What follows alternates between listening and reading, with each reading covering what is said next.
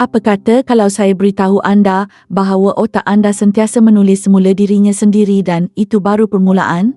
Otak anda ialah satu kuasa besar dan inilah sebabnya. Pertama, ia menjana tenaga elektrik yang cukup untuk menyalakan mentol kecil walaupun semasa anda tidur. Kedua, ia memproses maklumat pada kelajuan 268 mils per hour lebih laju daripada kereta formula pertama. Ketiga, otak anda tidak boleh merasa sakit-sakit kepala itu. Ia adalah salur darah anda, bukan otak itu sendiri.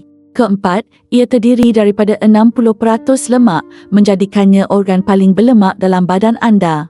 Kelima, otak anda akan mengecil apabila anda meningkat usia, tetapi mempelajari kemahiran baharu boleh memperlahankannya.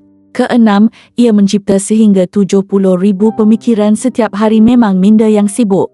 Dan ketujuh, storan otak anda hampir tidak terhad, jadi teruskan belajar. Fakta yang mana paling mengejutkan anda? Tinggalkan komen di bawah dan ikuti untuk lebih banyak fakta menarik tentang otak.